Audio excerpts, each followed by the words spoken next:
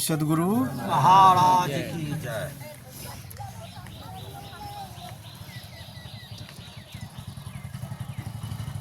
सबरी कही कि हमारे गुरु मतंग ऋषि थे। मतंग ऋषि शरीर त्यागने लगा। मैंने गुरुदेव से प्रार्थना की, हे गुरुदेव, आप तो शरीर त्याग कर परलोक जा रहे हैं, लेकिन अब मैं अनाथ हो जाऊंगी, मैं अनाथ हो जाऊंगी। तो हे राम, हमारे गुरुदेव ने हमें आशीर्वाद दिया कि हे सबरी, मेरे शरीर का त्याग के बाद तुम अनाथ नहीं होगी। तुम्हारे कुटिया पर एक न एक दिन निश्चित रूप से दीनानाथ आएंगे, भगवान आएंगे, भगवान श्री राम तुम्हारे कुटिया पर पधारेंगे। सबरी कही, गुरुदेव भगवान आएंगे तो पहचान कैसे होगा, कैसे पहचान होगा कि भगवान है? मतंग ऋषि ने आशीर्वाद दिया, हे सबरी, आपके कुटिया पर आएंगे तो भगवान श्री राम ही आएंगे और दूसरा कोई नहीं आएंगे। तुम्हारे कुटिया में हाय किया जो चोर चोरी करने के लिए आएंगे, तुम्हारे कुटिया में आएंगे तो भगवान श्री राम ही आएंगे और लक्ष्मण आएंगे, दूसरा कोई नहीं आएंगे। तो सबरी कही, हे राम, इसीलिए मैं रो रही हूँ कि हमारे गुरुदेव का वचन आज सत्य हो गया। गुरुदेव का वचन सत्य हुआ कि गुरुदेव के कृपा से ही आप हमारे कुटिया पर पधारे हैं। यदि हमारे जीवन में गुरु नहीं होता तो आप हमारे कुटिया पर भगवान नहीं आते।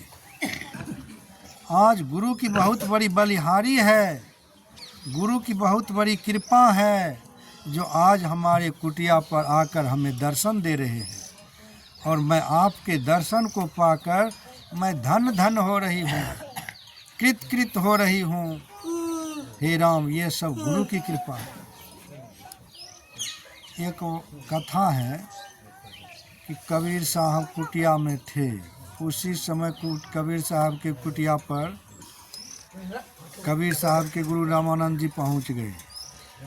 कबीर साहब जैसे ही कुटिया से बाहर निकलते गुरुदेव आए हैं। जैसे ही देख रहे ही हैं कि उधर से भगवान भी आ गए, दोनों खड़े हो गए। अब कबीर साहब सोचने लगा कि गुरु गोविंद दो खरे काको लागू पाँव, गुरु बलिहारी आपकी गोविंद दियो बता। तो कबीर साहब सोचने, गुरु और गोविंद दोनों सामने खड़ा है, गुरु और भगवान दोनों सामने खड़ा है, तो पहले किसको प्रणाम करूं, किसको प्रणाम किया जाए। सोचते विचारते कबीर साहब निर्णय नहीं ले लिया कि यदि गुरु नहीं होते तो आज हमारे कुटिया पर गोविंद नहीं आते, आज हमारे कुटिया पर गोविंद नहीं आते, अर्थात भगवान नहीं आते।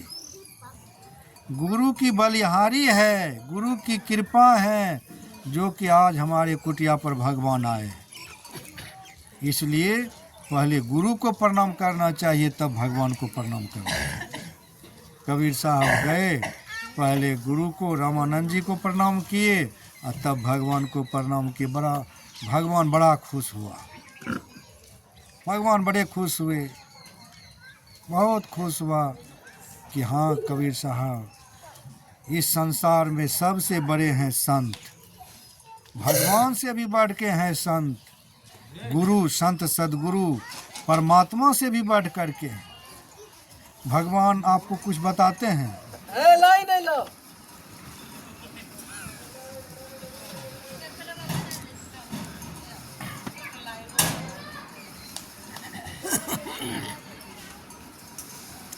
सबसे बड़े हैं संत। आज माता सबरी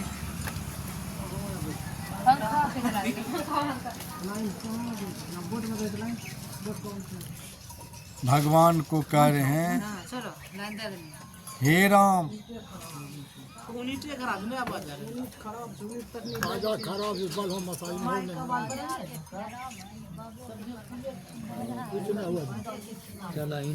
हे राम, गुरु के कृपा से ही आज आप हमें दर्शन दे रहे हैं। आपके दर्शन पाकर मैं धन धन हो रही हूँ। गुरु नहीं होते तो आज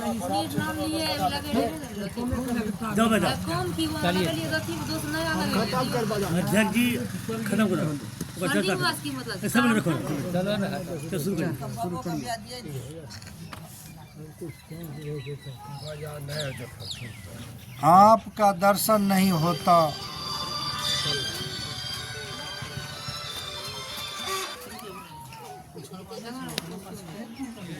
आप तो परमात्मा हैं, पूरे सृष्टि के जन्मदाता हैं।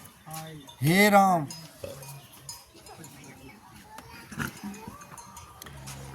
हे राम, मैं अधम ते अधम, अधम अति नारी, तीन मह मैं मति मंद गमारी। हे राम, मैं नीच से नीच, अत्यंत नीच नारी हूँ, जाति की भिलनी हूँ, अत्यंत नीच नारी हूँ। तीनों में से मैं मंद बुद्धि की गंवार स्त्री हूँ, गंवारी स्त्री हूँ। फिर मैं आपका गुणगान कैसे करूँ, आपका नाम कैसे लूँ, आपका स्मरण कैसे करूँ। भगवान सबरी के बात सुनकर कहा, कह रघुपति सुनु भामनी बाता, मौन हो एक ही भक्ति करना था। मानो एक भक्ति करना था।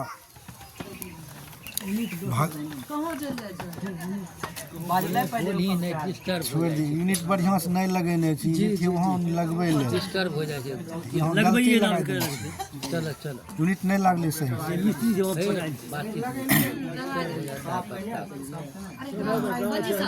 वक्ता के दिक्कत लिंक टूट जाता है। श्री सद्गुरु महाराज की जय। मशीन चालू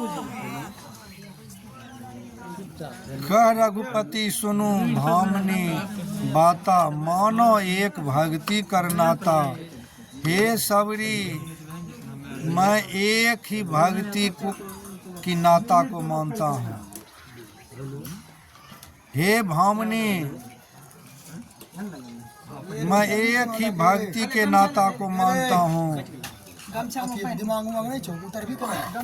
जिनके पास भक्ति है वही मेरे लिए प्रिय है, और जिनके पास भक्ति नहीं है वह मेरे लिए प्रिय नहीं है। कह रघुपति सुनु भामनी बाता, भगवान का हे सुंदरी सबरी, मैं आपके पास 9 प्रकार की भक्ति है। भामनी का अर्थ होता है सुंदरी। जैसे भगवान सबरी को सुंदरी कहा कि सबरी कही, हे राम, आप हमें सुंदरी कहा। मेरा शरीर देख रहे हो, कुरूपा है, काला कुलूटा है, मुंह में दांत नहीं है, पेट में आंत नहीं है, आप सुंदरी आप हमको कहा। शरीर की चमड़ा काला कुलूटा है, देखने में कुरूप हूँ, आप हमें सुंदरी कह दिया। भगवान कहा, हे सबरी, सुनाई दे रहा माता लोग आप लोगों को?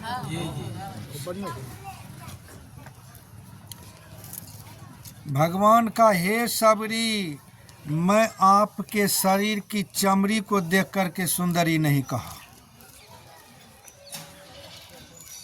शरीर के चमड़ी को देख करके सुंदरी नहीं कहा। हे सबरी, आपके अंदर हृदय में जो 9 प्रकार की भक्ति है, उस भक्ति को देख करके मैंने आपको सुंदरी कहा। 9 प्रकार की भक्ति को देख करके मैंने सुंदरी कहा।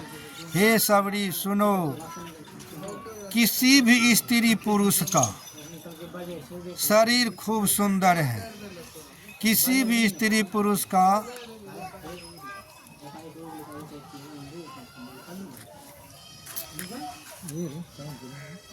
शरीर सुंदर है, खूब सुंदर, लेकिन कर्म छुछुंदर है। अंडा खाने वाला कर्म है, मुर्गा खाते हैं, दारू पीते हैं, गुटखा खाते हैं, कर्म छुछुंदर। शरीर बड़ा सुंदर, कर्म छुछुंदर, तो वह मेरे लिए प्रिय नहीं है।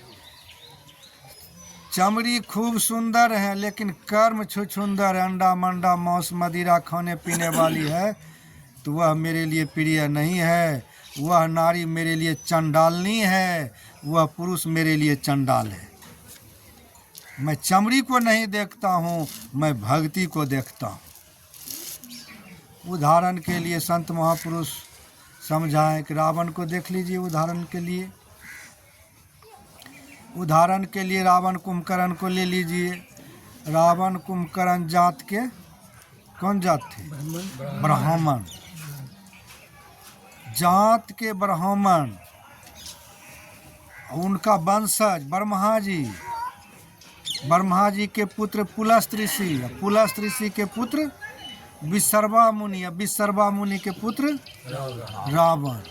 अब देख लीजिए कितना बड़ा महात्मा विश्रवा मुनि, उनके बाप पुलस्त ऋषि, पुलस्त ऋषि के बाप ब्रह्मा जी। बाप महात्मा, बेटा दुरात्मा। क्यों? बाप महात्मा हो गए, बेटा पापी हो गया। क्यों? कि रावण कुंभकर्ण मांसाहारी मानवा थे, राक्षसी भोजन करते थे। इसीलिए रावण के कर्म ने रावण को ब्राह्मण नहीं रहने दिया, रावण के कर्म ने रावण को राक्षस बना दिया। अभी भी राक्षस का वंश चल रहा है, नहीं चल रहा है? वंश राक्षस का वंश चल रहा है, हर गांव में चल रहा है। हाँ, हर गांव, सिसवा में भी चल रहा है। जी हाँ, सिसवा तो पूरा जाके आगे से। ये नहीं खाली धन खेते में राक्षस का वंश है, सिसवा में वंश चल रहा है राक्षस का।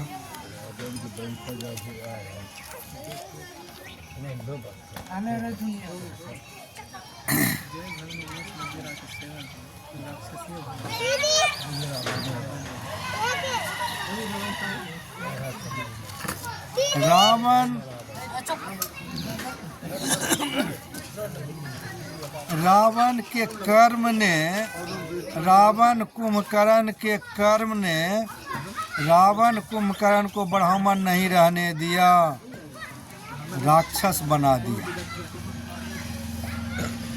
राक्षस बना दिया।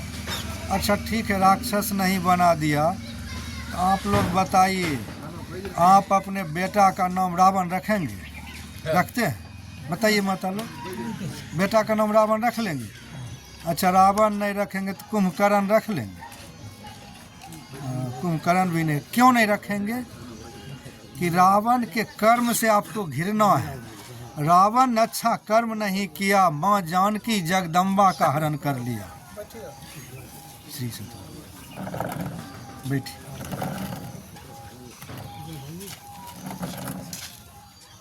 जिन माता जगत जननी जगदम्बा ने इस संसार को जन्म दिया, उसी माँ सीता को, जगत जननी को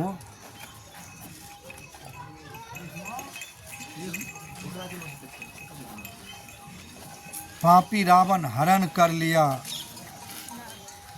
उनका कर्म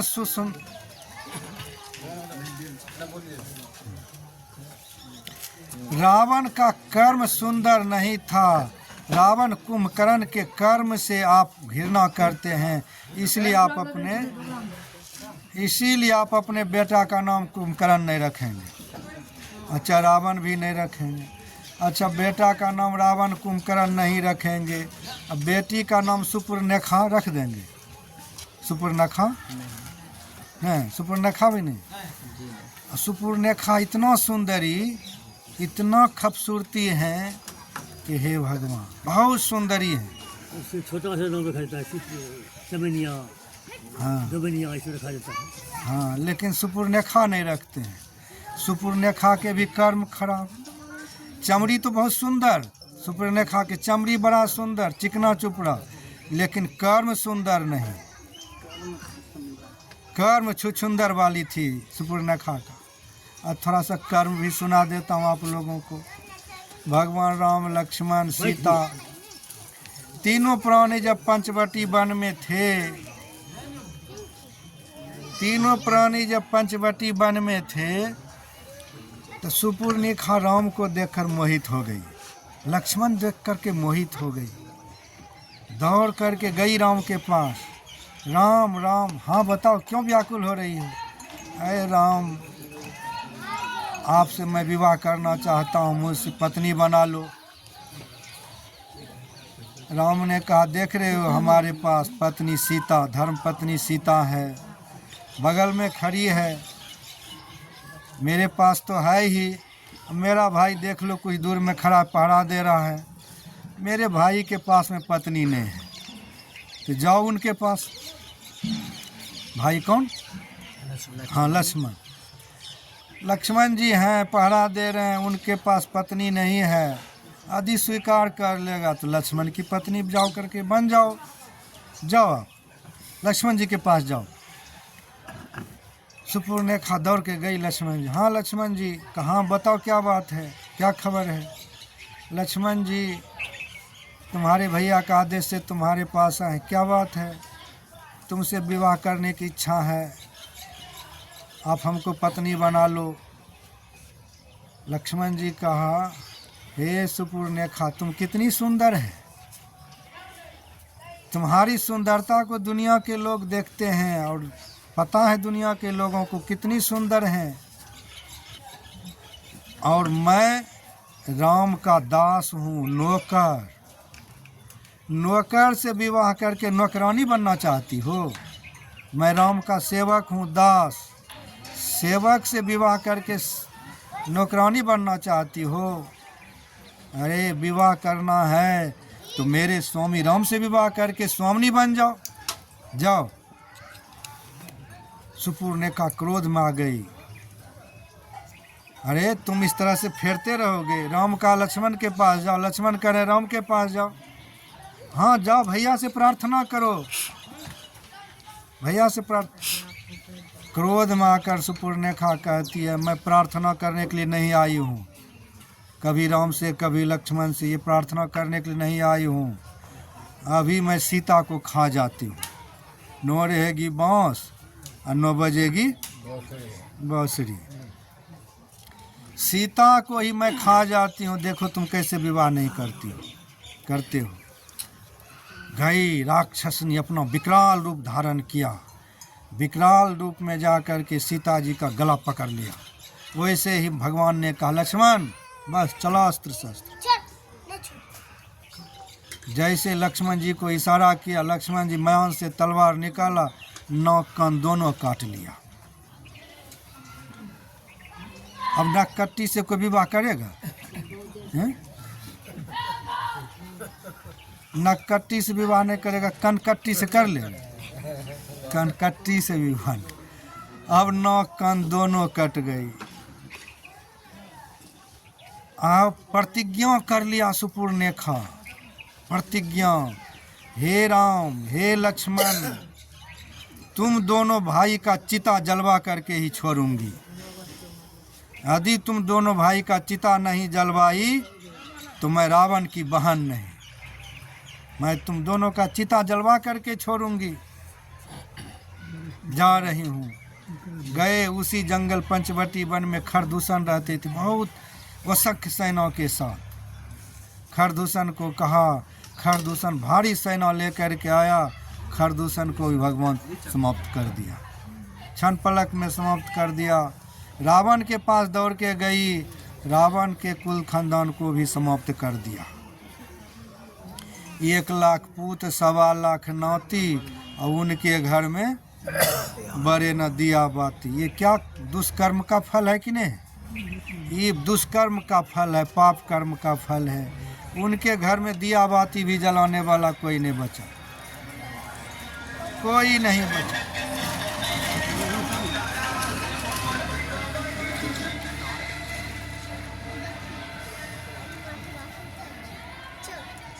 उनके घर में कोई भी नहीं बचा। तो मैं कह रहा था माता सबरी की कथा कि सबरी को भगवान सुना रहे हैं कि हे सबरी, मैं आपके चमड़ी देखकर सुंदरी नहीं कहा, आपके अंदर जो 9 प्रकार की भक्ति है उनको देख करके मैंने सुंदरी कहा। कितना सुंदरी थी सुपुर्णरेखा, लेकिन कर्म उनका सुंदर नहीं था तो सारे कुल खानदान के विनाश करवा करके छोड़ दिया। तो कर्म सुंदर होना चाहिए, सुंदर कर्म होना चाहिए। शरीर खूब सुंदर है, रोज मुर्गा खाती है, रोज मछली खाती है, रोज दारू शराब मांस मदिरा गुटखा खाते हैं। तो ये कर्म छुछुंदर वाला है। ये छुछुंदर वाला कर्म करते करते दुनिया से विदा हो जाएंगे, सीधे यमपुरी पहुंच जाएंगे, यमपुरी नरक में पहुंच जाएंगे। इसीलिए संत महात्मा लोग हिदायत करते हैं, दीक्षा लेकर सत्संग करो। बढ़िया कर्म करते करते, सत्संग करते करते शरीर का त्याग हो जाएगा, आप जीव सीधे वैकुंठ पहुंच जाएंगे। श्री सद्गुरु सीधे वैकुंठ पहुंच जाएंगे, कोई रोकने वाला नहीं है। इसीलिए हमारे गुरु महाराज सतमत सत्संग का प्रचार किया। गुरु महाराज जी तो जब कभी मौज में आकर बोलते थे, लाया हूँ बड़ा तूफान से, बच्चों रखना इनको संभाल के। मैं बहुत बड़ा कष्ट से इस सत्संग का प्रचार किया हूँ। जानते हैं रघुनंदन बाबू, कुलदीप बाबू भी जानते होंगे। बड़ा कष्ट हुआ इस सत्संग को प्रचार करने में गुरु महाराज जी को। पैदल चलते थे, जहाँ तहाँ कादो पानी में जा जा कर के सत्संग का प्रचार करते। हम लोगों को उतना कष्ट नहीं हो रहा है, बड़ा मज़े से सत्संग सुनने के लिए मिल रहा है। चकिया से हाँ, बहुत कष्ट हुआ गुरु महाराज। तो हम लोगों को तो आसानी से सत्संग मिल रहा है, लेकिन उस समय गुरु महाराज को सत्संग प्रचार करने बड़ा कष्ट हुआ। तो भगवान कह रहे हैं, हे सबरी, मैंने आपके चमड़ी को देख कर के सुंदरी नहीं कहा, आपके अंदर जो 9 प्रकार की भक्ति है उन भक्ति को देख कर के मैंने आपको सुंदरी कहा। अब हे सबरी, नवता भक्ति कहूँ मैं तो ही, सावधान सुनु धरु मन माही।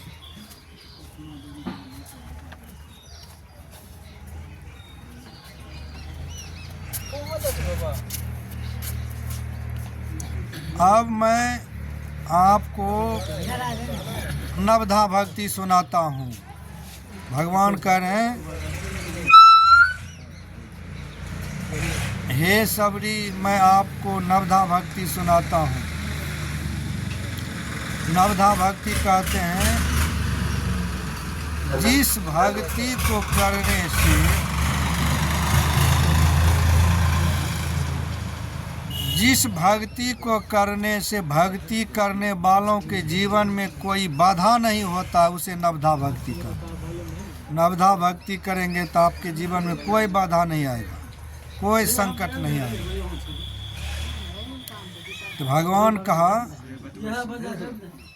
नवधा भक्ति कहूँ मैं तो ही पाही, सावधान सुरु धनु मन माही। सावधान होकर के सुनो हे सबरी माई, मैं अब 9 प्रकार की भक्ति कहने जा रहा हूँ, सावधान होकर के सुनो। जबकि सबरी जंगल में अकेली थी, फिर भी भगवान कह रहे हैं सावधान होकर के सुनो। औंग करके नहीं सुनो, औंग ही तोड़ करके सत्संग सुनो।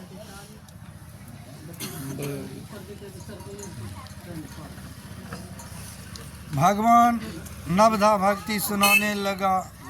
सबरी को कहा, हे सबरी प्रथम भक्ति संत कर संगा।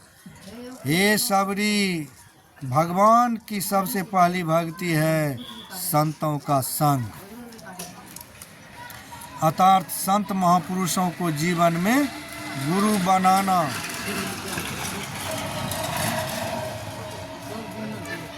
संत महापुरुषों को जीवन में गुरु बनाना ही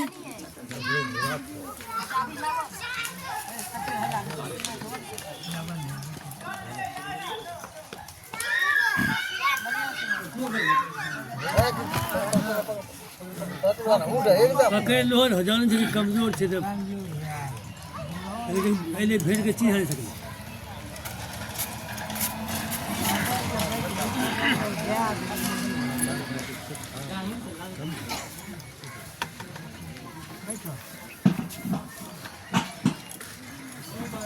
श्री सद्गुरु प्रथम भक्ति संत कर संगा। संतों का संग करो, अर्थात संतों को गुरु बनाओ।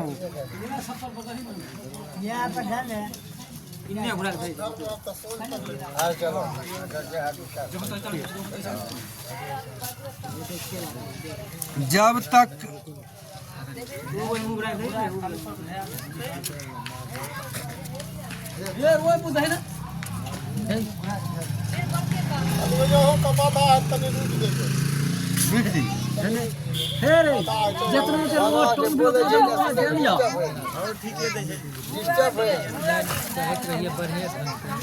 ठीक करिए। प्रेम से बोलिए श्री सद्गुरु।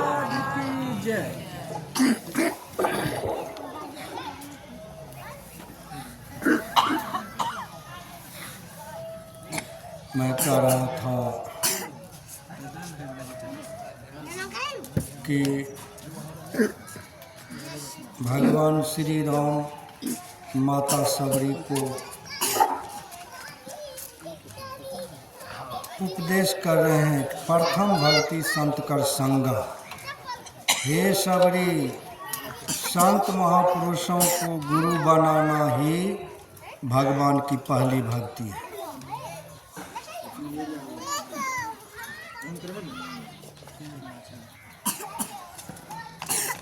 दीक्षा लेकर सत्संग भजन भक्ति करना ही भगवान की पहली भक्ति है। जब तक संत महापुरुषों को गुरु नहीं बनाएंगे तब तक आपका भक्ति शुरू नहीं होगा।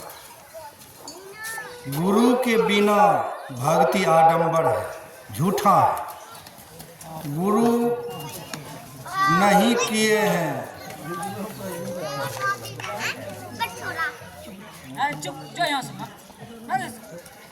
गुरु नहीं किए हैं, गुरु के बिना ही एतवारी सोमवारी मंगलवारी कर रहे हैं। पीपल पाखर बरगद के पैर में 108 बार धागा लपेट रहे हैं, पत्थर में टिकली सिंदूर कर रहे हैं, बोर गाछ में पंखा झेल रहे हैं, लेकिन गुरु किए नहीं। बिना गुरु के सब कर्म झूठा।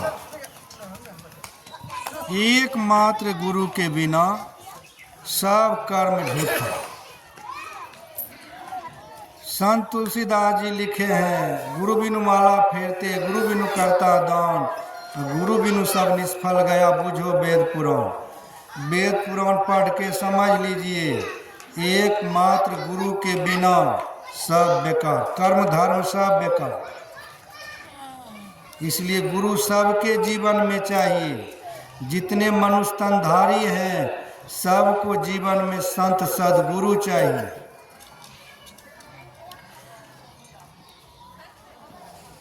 एक भाई लोग थे, इसी तरह से सत्संग सुन रहे थे। महात्मा जी के प्रवचन सुन रहे थे। प्रवचन सुनते सुनते आरती के बाद दीक्षा ले लिया महात्मा जी से। कहा बाबा दीक्षा देने की कृपा करें। महात्मा जी दीक्षा दे दिया। दीक्षा तो दे दिया, लेकिन जब घर गए तो अपनी पत्नी को कहा, आज तो बाबा से हम दीक्षा ले लिए हैं, अब सत्संग भजन करना। पति पत्नी को सुना दिए कि दीक्षा मैंने ले लिया।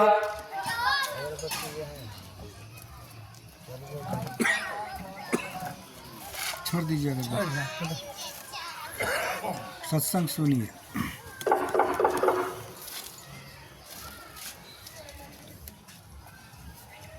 पत्नी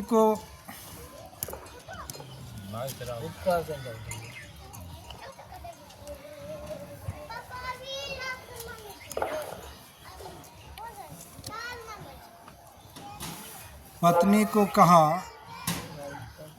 मैं दीक्षा ले लिया।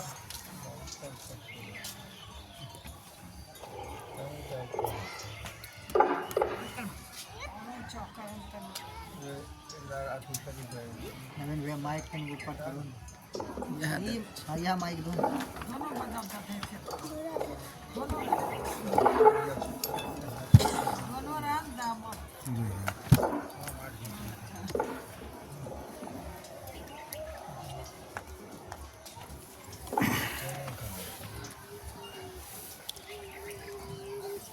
श्री सद्गुरु महाराज की जय। दीक्षा ले लिए। महात्मा जी के प्रवचन को सुनकर दीक्षा ले लिया। घर गए, पत्नी को कहा मैं तो दीक्षा ले लिया, अब सत्संगी बन गए।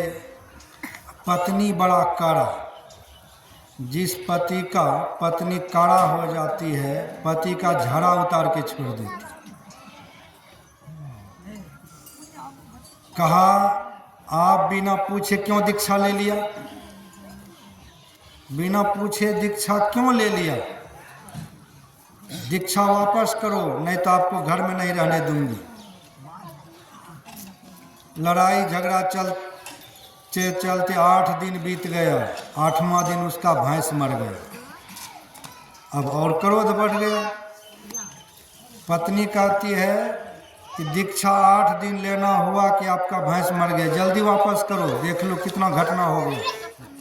गुरु में कोई दम नहीं है, जाओ दीक्षा वापस करो। पत्नी पति को घर से निकाल दिया, दीक्षा वापस करने के लिए चला गया। महात्मा जी को कहा बाबा बाबा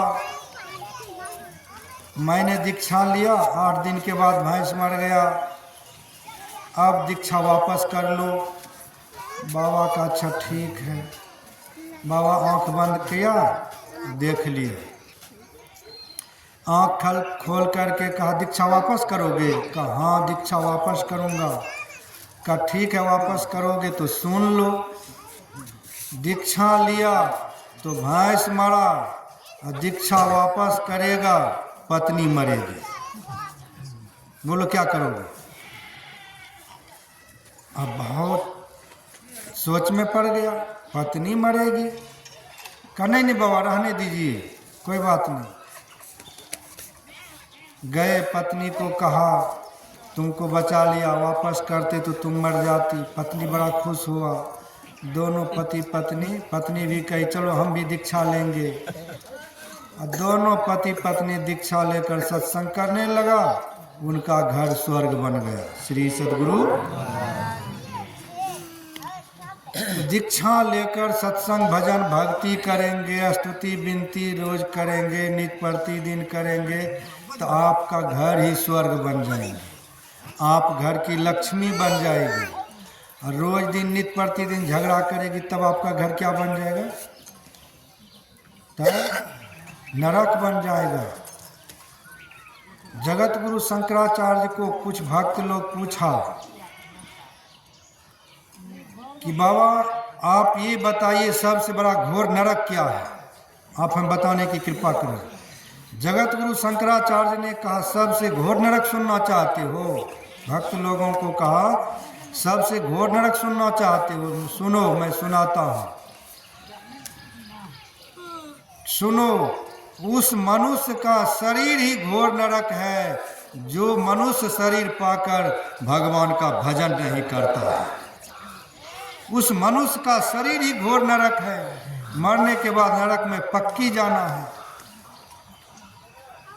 भगवत भजन किए बिना शरीर से प्राण निकल गया, आपको अधोगति से कोई नहीं बचा सकता।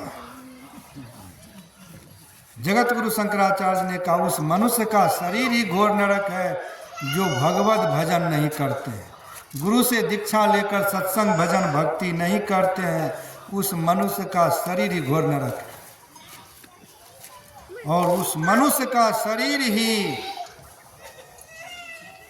स्वर्ग है जो मनुष्य की दीक्षा लेकर सुबह शाम भगवान का सत्संग करते। उस मनुष्य का शरीर ही स्वर्ग है। आपका शरीर ही स्वर्ग है, आपका शरीर ही बैजनाथ धाम है, आपका शरीर ही शिवाला है, आपका शरीर ही मंदिर है। लेकिन मंदिर में भगवान का भजन होना चाहिए, तब आपका शरीर मंदिर है, नहीं तो कबाड़ है। यदि जिस शरीर से भगवान भजन नहीं होता है वह शरीर शरीर नहीं है, वह तो नरक है, वह तो कबाड़ के समान है। बड़ा भाग से नर्तन पाया, उसमें भी हरि गुण नहीं गाया, रे मूर्ख गंवार, जीवन हो गया बेकार।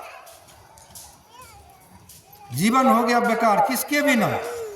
धन दौलत के बिना, बेटा पोता के बिना, घर मकान के बिना नहीं, जीवन हो गया बेकार भजन के बिना। एकमात्र ईश्वर भक्ति के बिना आपका जीवन बेकार। रे मूर्ख गंवार, जीवन हो गया बेकार, आपका जीवन बेकार। यदि संसार में आया, भजन भक्ति सत्संग नहीं किया तो आपका जीवन बेकार है। माँ के गर्भ से जन्म लेना बेकार हो गया। गोस्वामी लक्ष्मीनाथ एक बड़े उच्च कोटि के संत हैं। लक्ष्मीनाथ परमहंस जी महाराज क्या कहा, जो जन राम भजन नहीं जाने, बड़ा कड़ा शब्द कहा। लक्ष्मीनाथ जी कहा, जो जन राम भजन नहीं जाने, गर्भ ही काहे नो मरो रे।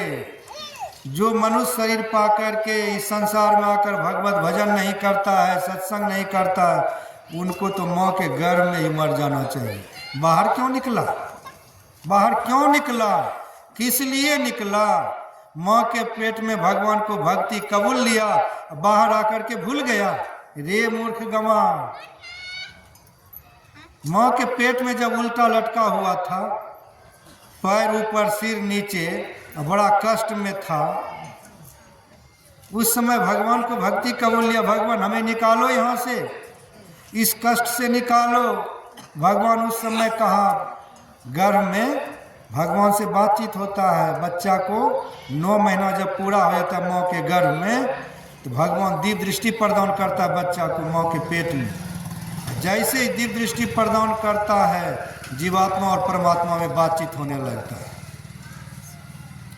बातचीत होने लगता है, उस समय जीवात्मा माँ के गर्भ में बोलते हैं, परमात्मा इस गर्भ कुंड से मुझे निकालो, मैं बड़ा परेशान में हूँ। मुंह कहाँ रहता? गर्भ कुंड में, मल मूत्र के खजाना के पास। बड़ा कष्ट, सांस भी लेना मुश्किल हो जाता है गर्भ में, माँ के गर्भ में। उस समय भगवान को कहा, सब कहे, आप भी ले कहें, जितने भी बैठे सब कहे हैं, सब कोई माँ के गर्भ में भगवान को प्रतिज्ञा किए हैं, भगवान से कबूले हैं, भगवान आप मुझे यहाँ से निकालो। भगवान कहा कि किस लिए निकालूं, क्या करोगे निकल करके? आपने कहा, मैंने कहा, भगवान निकल करके आपका भजन करूँगा। अच्छा भजन करोगे? अच्छा ठीक है। यदि बाहर निकाल दूंगा, अब बाहर निकालने के बाद यदि गद्दार बन जाओगे तब? भजन नहीं करोगे तब क्या करेंगे? अच्छा जब गद्दार बन जाएंगे भजन नहीं करेंगे तो यहीं पहुंचा देना। लेकिन अब की बार तो मैं प्रतिज्ञा कर रहा हूँ, बड़ा प्रतिज्ञा कर रहा हूँ कि निकालो, और निकालते ही आपका भजन शुरू कर देंगे। प्रतिज्ञा कर लिए और तब भगवान आप लोगों को, हम लोगों को माँ के गर्भ से निकाले, और निकलते ही संसार का हवा लगते ही हे भगवान कहाँ चला गया भगवान। भूल गए, जन्म लेते ही भूल गए। उसी भूले को याद कर दिलाने के लिए इस संसार में संत सदगुरु का अवतार होता है। भूले को याद कराने के लिए संत सदगुरु का अवतार होता है। भूले को याद कराते हैं गुरु संत। भूले मन को समझा लीजिए, कहाँ जाकर सत्संग में आए के जी गप नहीं कीजिए। भूले मन को समझा लीजिए, सत्संग में आए के जी। अब की बार नो चुकना, मनुष्य तन पाए के जी। मनुष्य पाकर के चुकना नहीं है, सबको भजन भक्ति सत्संग करना है। और चूक जाएंगे तो अधोगति में चले जाएंगे। कितने दिन के लिए? 2.25 अरब वर्ष के लिए। 2.25 अरब वर्ष तक सांप, छुछुन्नर, कुत्ता, बिल्ली, गंदी नाली के कीड़े मकोड़े में भ्रमण करना पड़ेगा। और सत्संग करेंगे तो यही मनुष्य का शरीर मिलेगा। कौन बढ़िया? सत्संग करना बढ़िया का अधोगति में जाना बढ़िया? बताइए, बोलिए।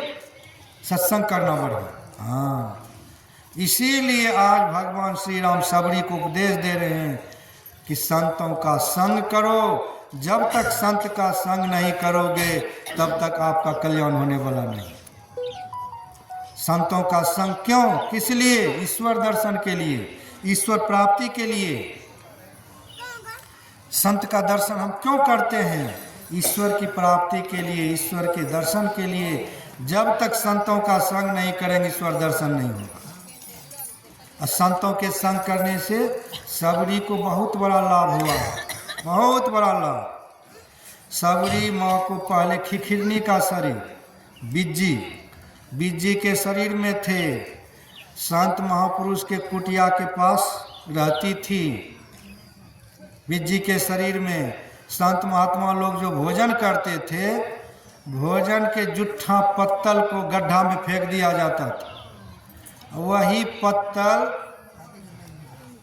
चाट करके खिखिरनी अपना जीवन व्यतीत करती थी कुटिया, संत महात्मा के कुटिया के पास। जूठा भोजन करते करते एक दिन खिखिरनी का शरीर छूट गया। संतों के जूठा भोजन किया, उनके पुण्य से उनका अधोगति छूट गया। एक राजा के पत्नी के गर्भ से मनुष्य शरीर पाकर के जन्म लिया। राजा की पत्नी के गर्भ से जन्म लिया, बढ़ी रानी बन गई। एक राजा के बेटा से विवाह हुआ। विवाह के बाद राजा ले गए अपने घर। सबरी रानी में अवस्था में गई ससुराल। ससुराल गई तो राजा के पत्नी थी। कुंभ का मेला लगा हुआ था इलाहाबाद प्रयाग में। अब की बार भी लगेगा कुंभ का मेला, आप लोग जाएंगे। कुंभ का मेला लगा हुआ था इलाहाबाद प्रयाग में। राजा पत्नी को लेकर गए कुंभ के मेला, अपना शिविर लगाए। शिविर लगा करके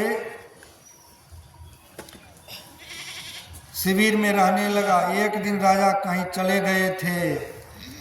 रानी शिविर के खिड़की से देख लिया, संत महात्माओं की कुटिया कुछ दूर में है।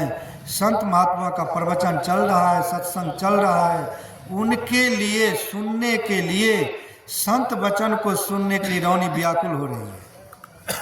रानी व्याकुल हो रही है, सत्संग सुनने के लिए व्याकुल हो रहे हैं। लेकिन बिना इजाज़त के जाएंगे कैसे? कुछ देर के बाद राजा पहुंच गए। राजा को कहा, पतिदेव मैं सत्संग सुनने जाऊंगी, आप हमें आदेश करो। पति ने कहा, जानती हो तुम राजा की पत्नी हो, राजा की पत्नी होकर सत्संग सुनने के लिए जाएगी, प्रतिष्ठा घट जाएगी, समाज के लोग देख लेंगे, प्रतिष्ठा चौपट में मिल जाएगी। तुम बड़े घर की बेटी हो, बड़े घर की पुतहू हो, तुम मेरी पत्नी हो, मैं राजा हूँ, तुम रानी हो, महारानी हो, सत्संग में जाएगी, प्रतिष्ठा नाश हो जाएगा। उसी समय रानी ने कहा, हे भगवान, सत्संग में जाने से प्रतिष्ठा घट जाती है, आपको समझ में नहीं है। जहाँ जाने से आदमी का प्रतिष्ठा बढ़ जाता है, जहाँ जाने से आदमी, जिस संत महापुरुषों के सत्संग सुनने से आदमी सुनते सुनते आदमी नहीं रह जाता है, संत वचन को सुनते सुनते एक न एक दिन आदमी भगवान बन जाता है, एक दिन आदमी भगवान बन जाता है। उसी सत्संग में जाने से आप रोक रहे हो। जहाँ जाने से यह जीवन बर्बाद होता है, वहाँ जाने के लिए तो छोड़ देते हो। अभी कलयुग की वही लीला है। बहुत से लोग ऐसे हैं, पुतहू को, बहू को, बेटी को सिनेमा, सर्कट, बाजार, हाट जाने के लिए छोड़ देते हैं, लेकिन सत्संग आने से रोक देते हैं। यही लीला चल रही है।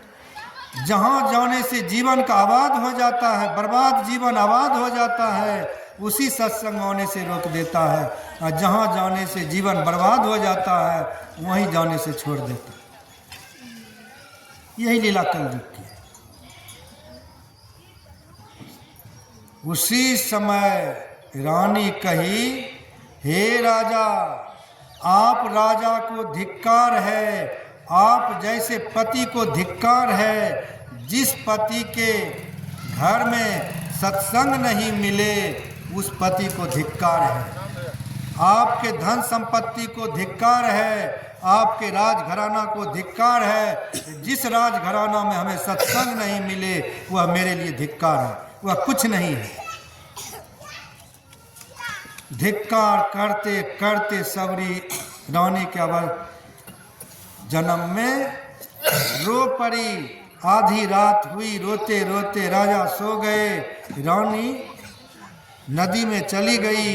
नदी में जाकर के गला भर पानी में आज माँ गंगा, पवित्र गंगा से प्रार्थना कर रही है, हे माँ गंगे, आज मैं आपके अंदर जल समाधि ले रही हूँ, जल समाधि ले रही हूँ भक्ति के लिए। जल समाधि तो ले रही हूँ, लेकिन हे भगवान, एक प्रार्थना मेरा सुनो। अब की बार तो मैं शरीर त्याग रही हूँ इसी जल में, लेकिन दोबारा जब आप हमको शरीर देंगे, इतना सुंदर नहीं देंगे, कुरूप शरीर देंगे, इतना ऊंचा कुल राजघराना में नहीं देंगे। राजा को तो अभिमान होता है धन संपत्ति का। राजघराने में मेरा जन्म नहीं हो, नीच के घर में जन्म हो, और सुंदर शरीर नहीं हो, शरीर कुरूप हो। और हे परमात्मा, शरीर मेरा कुरूप हो, नीच घर में मेरा जन्म हो, लेकिन हे परमात्मा, एक बात हमारा जरूर सुन लेना कि आप अपने चरण में हमें प्रेम भक्ति निश्चित देना। प्रेम बना रहे, केवल आपके चरणों में प्रेम हो, ये तो अवश्य ही देना। हे परमात्मा, मैं जल समाधि ले रहा हूँ। जल समाधि ले लिया, आज अपना शरीर त्याग किया। दूसरे जन्म में वही भिलनी के घर में सबरी बन गई। भिलनी के घर में जन्म हुई और उनकी माँ उनका नाम सबरी रख दिया। आज सबरी को मनुष्य का शरीर मिला, संत के जूठा भोजन किया, सबरी को मनुष्य का शरीर मिला। सबरी धीरे धीरे बड़ी हुई भिलनी के घर में। बड़ी हुई तो माँ बाप सोचने लगी, सबरी हमेशा सत्संगे ध्यान में मन लगाती है, इधर उधर के काम में तो बहुत कम मन लगाती है, इसलिए सबरी का विवाह कर देती हूँ, मन बदल जाएंगे। विवाह की तैयारी करने लगा। सबरी के माँ बाप पशु पक्षी को पकड़ पकड़ के जेल में बंद करते जाता था, जाली में बंद करते जाता था। बहुत पक्षी को बंद कर चुके थे। एक दिन सबरी पूछ दिए कि माँ, पक्षी को बंद कर रहे हो, बहुत पशु को बंद कर रहे हो, क्या बात है? का सबरी तुम्हारी विवाह की तैयारी कर रहा है, तुम्हारी विवाह में बारात आएंगे, इस भोजन चलेगा।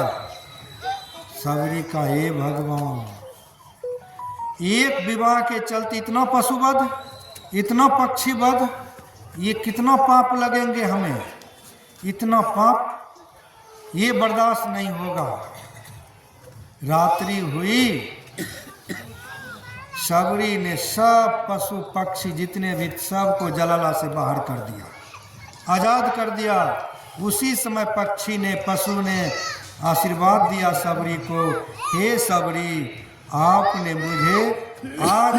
मुझे अपने माँ बाप के बंधन से मुक्त किया है, जाल से मुक्त किया है, इसलिए हम सब मिल करके तुमको आशीर्वाद देता हूँ कि एक न एक दिन हे सबरी तुम भी मुक्त हो जाएगी, तुम्हें भी मुक्ति मिलेगा भगवान से। पशु पक्षी सब आजाद हो गए, भाग गए। सबरी को आशीर्वाद दे दिया, पक्षी भी आशीर्वाद देता है। चले गए। अब सबरी, सुबह हुई, एक भी पशु पक्षी सब भाग गए।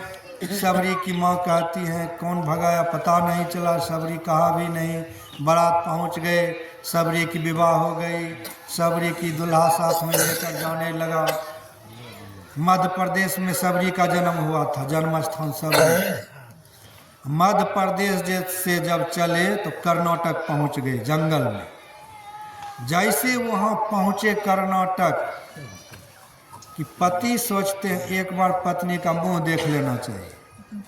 पहले जमाना में पत्नी का मुंह पति जल्दी नहीं देखता था, जो माँ बाप कर दिया बस। अब की बार तो पति पहले देख लेते न, तब विवाह तय होता।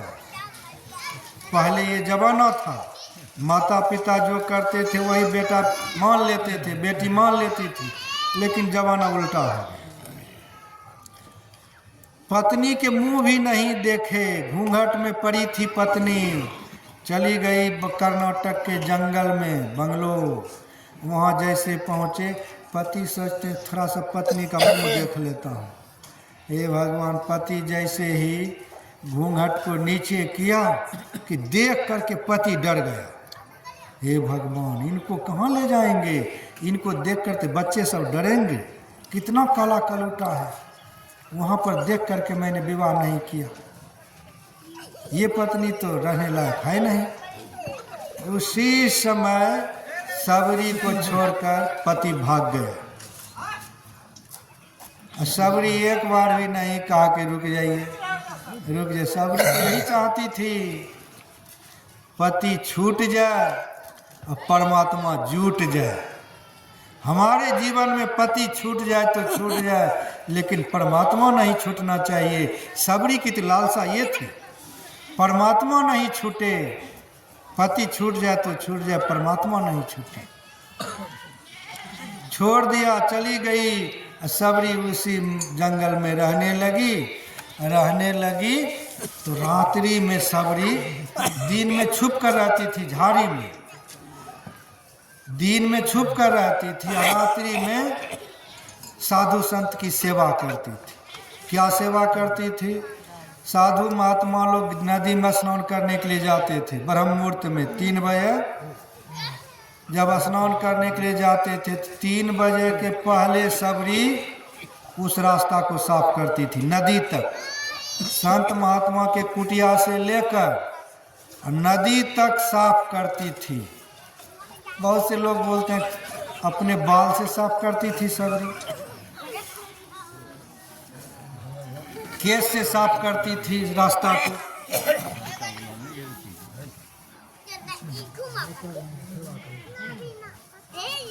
रात में सबरी रास्ता साफ करती थी, लकड़ी काट काट करके महात्मा लोगों के कुटिया के पास रखती थी, चूल्हा के पास। महात्मा जी सुबह हम जगेंगे, भोजन बनाएंगे।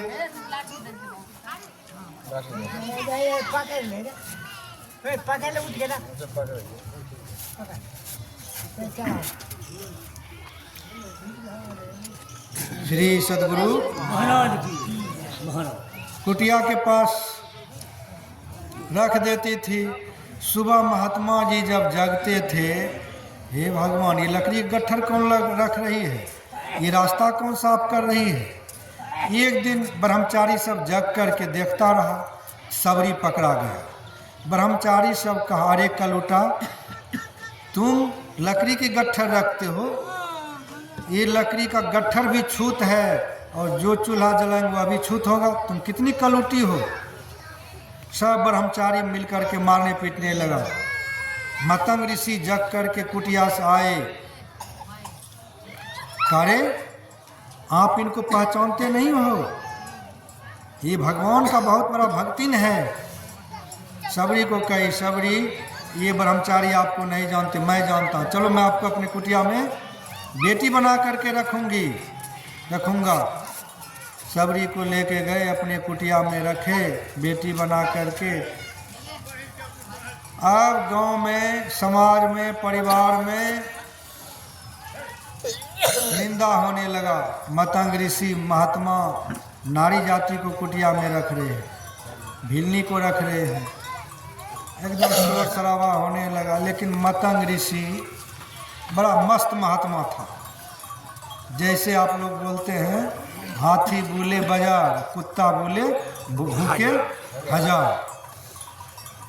हजारों कुत्ता भोंकते रहते हैं लेकिन हाथी मस्ती से चलते रहते हैं। उसी प्रकार से मतंग ऋषि, गांव समाज परिवार के लोग निंदा करते करते थक गए, लेकिन मतंग ऋषि कुटिया में सबरी को रखते थे और भजन भक्ति सत्संग सिखाते थे। राम नाम का दीक्षा दे करके सत्संग भजन सुनाते थे नित प्रतिदिन। सुनाते सुनाते एक दिन अंत हो गया। अंत हुआ तो सबरी कही, अब तो हम अनाथ हो जाएंगे। गुरु ने आशीर्वाद दिया कि आपको दीनानाथ मिलेंगे आपके कुटिया पर। हे सबरी, भक्ति किया मैं भी और भक्ति किया आप भी। भक्ति करते करते मैं शरीर का त्याग कर रहा हूँ, मुझे भगवान नहीं मिला, लेकिन मेरा आशीर्वाद है हे सबरी, आपको एक ना एक दिन निश्चित रूप से भगवान मिलेगा। एक ना एक दिन निश्चित रूप से भगवान मिलेगा। आज वही भगवान मिला। आज भगवान सबरी को प्रथम भक्ति की कथा सुना दिया। प्रथम भक्ति संत कर संगा, संतों के संग करने से जीवन में बड़ा लाभ होता है। तो संतों को गुरु बनाने से जीवन में बड़ा लाभ होता है। फिर भगवान श्री राम कहते हैं दूसरी भक्ति है रति मम कथा पर संगा। ठंड से बाबा आरती भी, आरती अच्छा ठीक। टाइम से 5 बजे तक हो जाता है, लेट का 5 बजे तक, 5 बजे तक। कितने बजे? 4 बजे, 4:30। 4:40। अच्छा, 9 भक्ति तब तक में पूरा हो जाएंगे। भक्ति सुनेंगे तो आप लोगों को पुण्य जमा होगा और जिस पुण्य से परलोक में सुख होगा। सत्संग रिएक्शन नहीं करता है, सत्संग सुनेंगे तो पुण्य जमा होगा। अब दूसरी भक्ति प्रारंभ कर रहे हैं भगवान। दूसरी भक्ति रतिमम कथा पर संगा। हे सबरी, प्रेम से संत वचन को, भगवान के कथा को सुनना चाहिए, गप सप करके नहीं सुनना चाहिए। भगवान कह रहे हैं 20 मिनट का श्री सद्गुरु भगवान का गप सप करके सत्संग नहीं सुनना चाहिए, भगवान के कथा नहीं सुनना चाहिए। एकदम प्रेम से भगवान के कथा सुनने को ही भगवान की दूसरी भक्ति कहते हैं। प्रेम से सुन रहे हैं, दूसरी भक्ति चल रहा है। संत महात्मा जी को, गुरु महाराज को गुरु बना लिए हैं, पहली भक्ति शुरू हो गया। कथा सुन रहे हैं, दूसरी भक्ति शुरू हो गया। तीसरी भक्ति गुरु पद पंकज सेवा, और तीसरी भक्ति अमाओ। अभी जो आप लोग गुरु के चरण में बैठकर सत्संग सुन रहे हैं, गुरु के चरण की सेवा कर रहे हैं, गुरु महाराज की सेवा कर रहे हैं। गुरु पद पंकज सेवा, गुरु के चरणों की सेवा कर रहे हैं आप लोग। हम लोग गुरु की सेवा कर रहे हैं। और तीसरी भक्ति अमाओ। लेकिन हाँ, सेवा किस तरह से करना चाहिए? अभिमान को त्याग करके, घमंड को त्याग करके, गुमान को त्याग करके। नहीं, गुमान को रख करके नहीं सत्संग में बैठना है। अभिमान गुमान जो कुछ भी है, लखपति है, करोड़पति है, सब गुमान को त्याग करके सत्संग में बैठना है। ये भगवान की तीसरी भक्ति है। अभिमान और गुमान को त्याग करके सत्संग में बैठना, गुरु के चरणों की सेवा करना, तीसरी भक्ति है। एक कथा है, पंजाब के गुरु नानक देव जी सत्संग में प्रवचन कर रहा था। प्रवचन के क्रम में कह दिया 500 रुपया का जरूरत है, किसी के पास है तो दो। 500 रुपये की जरूरत है, किसी के पास है तो दो। किसी ने नहीं दिया। तब गुरु नानक देव जी ने कहा, आप लोगों के पास है कि नहीं है, आप तो दे नहीं रहे हो। लेकिन एक मेरा भक्त है घसियारा, एक मेरा भक्त है, क्या नाम है? भोथरी। घसियारा। ये कर भोथरी जाता। बाबा के नाम श्री सद्गुरु गुरु नानक देव जी करी, एक मेरा भक्त है घसियारा। घसियारा आज सत्संग में नहीं आया, लेकिन बड़ा प्रिय भक्त है घसियारा। सत्संग में आए नहीं है, उनको आप लोगों में से कोई जा कर के बोल दो, आपके गुरु नानक देव जी को 500 रुपये की जरूरत है, उनको होगा तो निश्चित लेकर के आएगा। ये प्रिय भक्त है। गुरु नानक देव जी कुछ भक्त को भेज दिया, जा कर के बोलो। कुछ भक्त लोग जा कर के घसियारा आपके गुरु नानक देव जी को 500 रुपये की जरूरत है, पहुंचाओ। घसियारा छटपटा गए, हे भगवान, मेरे पास तो है नहीं, लेकिन गुरु का आदेश है। गुरु के आदेश को पूरा करना हम शिष्यों का फर्ज बनता है, चाहे जो भी हो, लेकिन पूरा करना। घसियारा चले गए राजा के पास।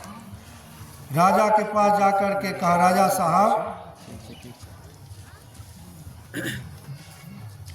पंजाब प्रांत में राजा के पास चले। राजा को कहा, राजा साहब, हाँ आप मस्किनिया पहलवान को पालते हो? कहा हाँ पालता तो हूँ, काजू किशमिश बादाम खूब दही खिला करके पालता हूँ।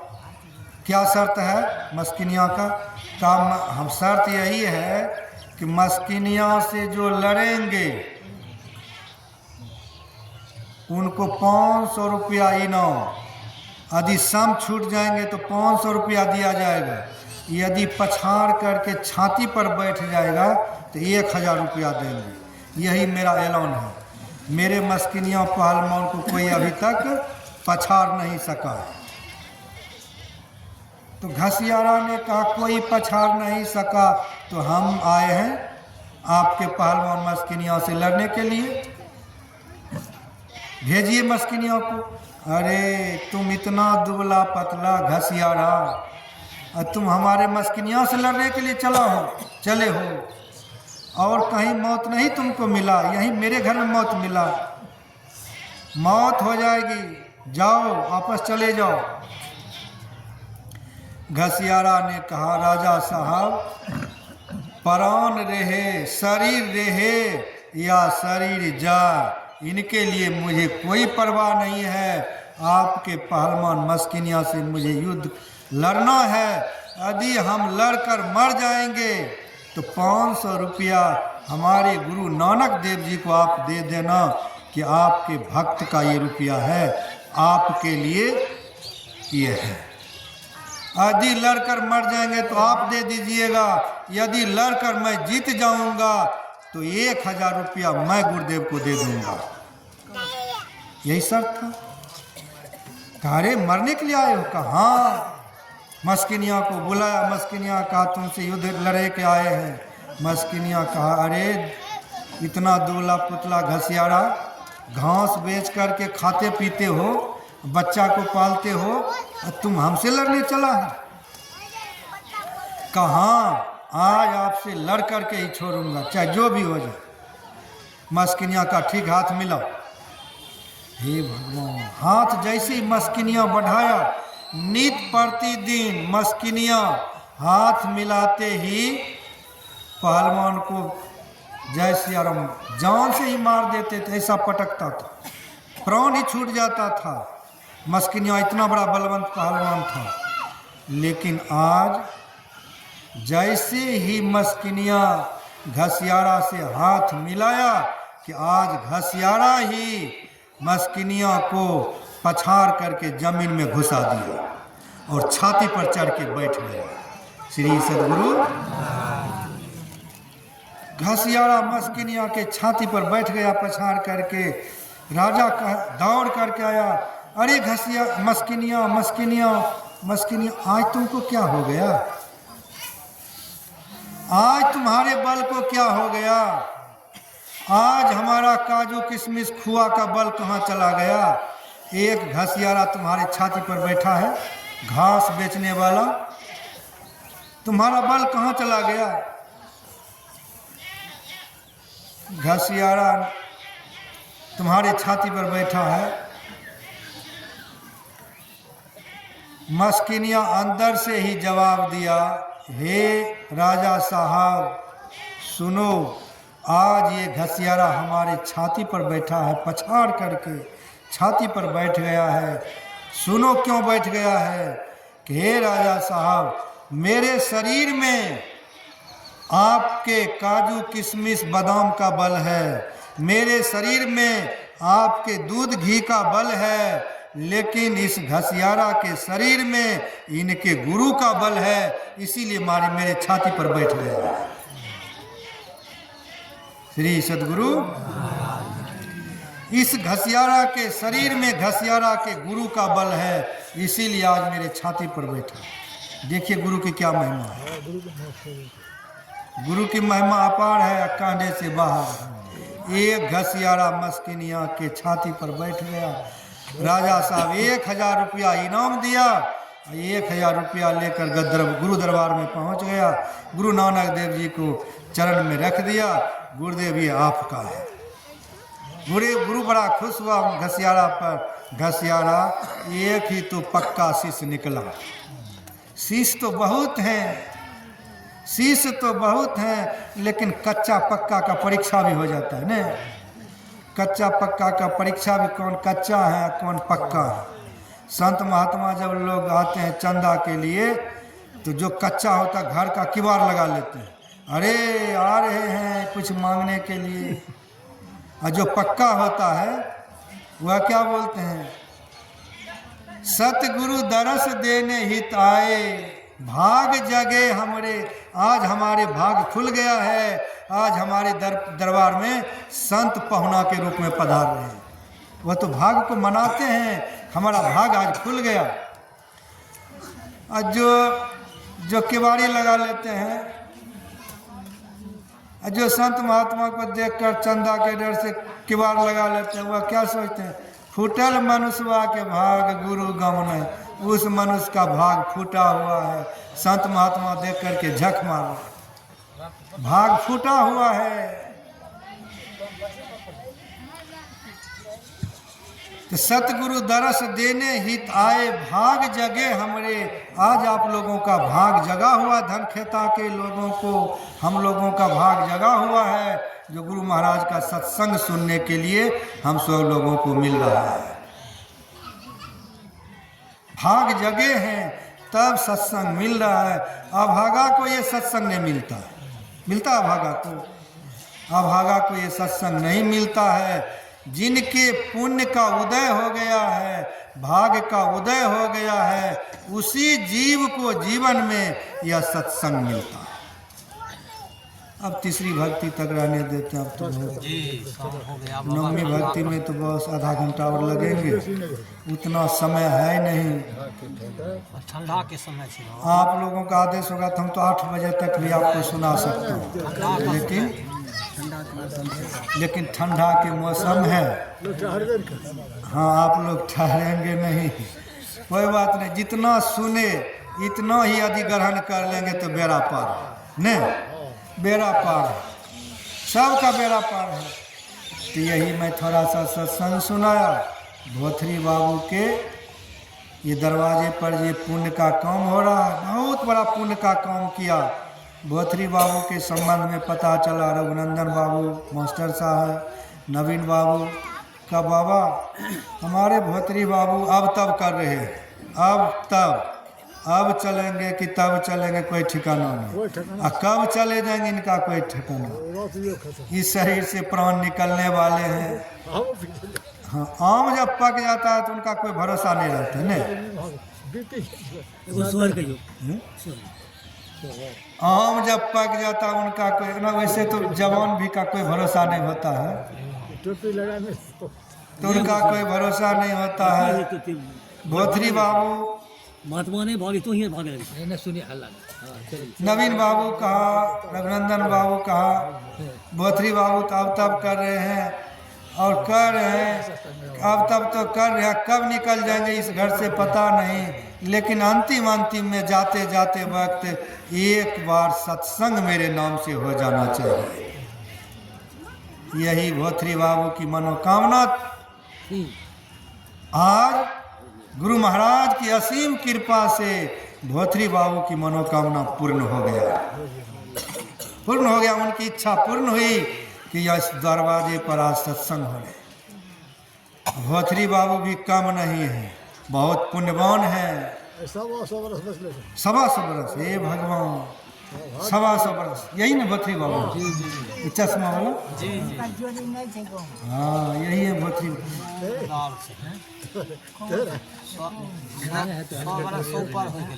100 से ऊपर चल रहे हैं।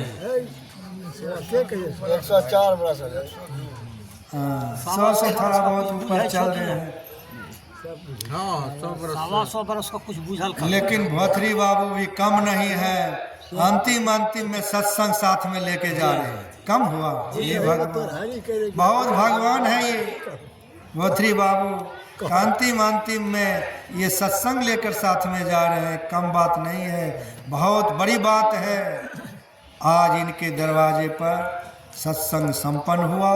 यही मैं थोड़ा सा सत्संग सुनाया। अब मैं अपनी वाणी को विराम दे रहा हूँ। आप सभी धर्म प्रेमियों को प्रणाम कर रहा हूँ। श्री सद्गुरु इति श्री। ओम शांति, ओम शांति, ओम शांति। जय गुरु। कहिए।